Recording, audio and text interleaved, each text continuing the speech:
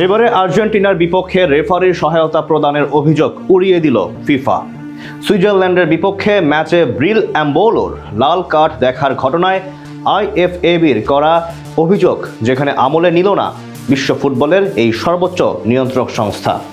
আর্জেন্টিনাকে নিয়ে হওয়া এই ছলাকলার বিপরীতে তবে আর কি বলল ফিফা, সে কথাই জানবো রিপোর্টে।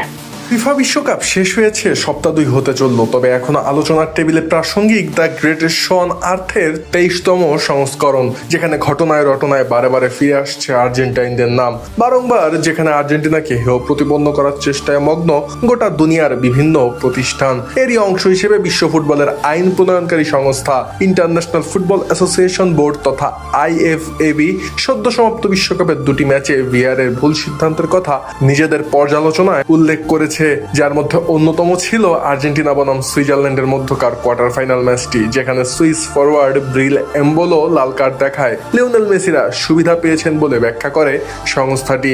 তবে তাদের সেই দাবির সাথে দ্বিমত পোষণ করেছে বিশ্বকাপের আয়োজক সংস্থা ফিফা, যেখানে সামাজিক যোগাযোগ মাধ্যমে দেওয়া এক বিবৃতিতে ফিফা যুক্তরাষ্ট্রের বিপক্ষে প্যারাগুয়ের ম্যাচে মিগেল আলমিরনের একই ধরনের হলুদ কার্ডের ঘটনা উল্লেখ করে জানায় যে ফিফার মিস্টেকেন আইডেন্টিটির ব্যাখ্যা পুরো 2026 বিশ্বকাপ জুড়েই ধারাবাহিকভাবে প্রয়োগ করা হয়েছে, যেখানে আলমিরনের ঘটনার ন্যায় একইভাবে ভিআর পর্যালোচনার পরই এম্বোলোকে লাল কার্ড দেখিয়ে মাঠ থেকে বহিষ্কার করা হয়েছে। এ সংক্রান্ত বিবৃতিতে ফিফা আরও জানায়, সিমুলেশনের কারণে প্রতিপক্ষের বিরুদ্ধে এমন কোনো শাস্তিমূলক ব্যবস্থা হওয়া উচিত নয় যা পরবর্তীতে দ্বিতীয় হলুদ কার্ডের বহিষ্কার হওয়া বা হলুদ কার্ড জমে নিষেধাজ্ঞার মতো অতিরিক্ত পরিণতি ডেকে আনতে পারে।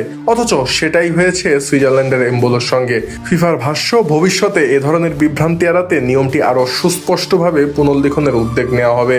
সিদ্ধান্তটিতে রেফারি বা ভিআর এর দোষ দেখছে না ফিফা, সেখানে সংস্থাটির দাবি এই যে আমরা এটিকে রেফারি বা ভিআর এর ভুল বলে মনে করি না। এই সিদ্ধান্ত ন্যায় বিচার নিশ্চিত করেছে।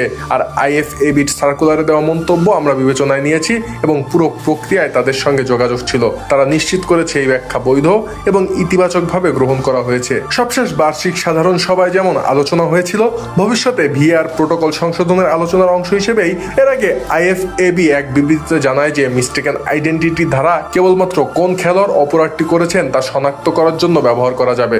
অপরাধের ধরন পরিবর্তন বা নতুন করে পর্যালোচনা করার জন্য তা ব্যবহার করা যাবে না, যা সিমুলেশন বা ডাইভিং এর ঘটনায় করা হয়েছে। মূলত তাদের এই ব্যাখ্যা অনুযায়ী বিশ্বকাপের কোয়ার্টার ফাইনালে আর্জেন্টিনার বিপক্ষে সুইস তারকা এম্বোলো দ্বিতীয় হলুদ কার্ড দেখে মাঠ ছাড়ার কথা না, যেখানে ভিআর এর পর্যালোচনার পর রেফারি জোয়াও পিনহেইরোর দেওয়া লাল কার্ডকে ভুল বলে মনে করছে আইএফএবি। তাদের মতো 2026 বিশ্বকাপে যেভাবে এই ধারা প্রয়োগ করা হয়েছিল সেটি আইনের সঠিক ব্যবহার ছিল না। তবে এর প্রতিক্রিয়ায় সাথে সাথেই নিজেদের অবস্থান জানায় ফিফা, যেখানে ফিফার দাবি এই নিয়মের মূল উদ্দেশ্য অনুসরণ করেই সিদ্ধান্তটি নেওয়া হয়েছে এবং আইএফএবির মতামত সেই ব্যাখ্যার সঙ্গে সামঞ্জস্যপূর্ণ।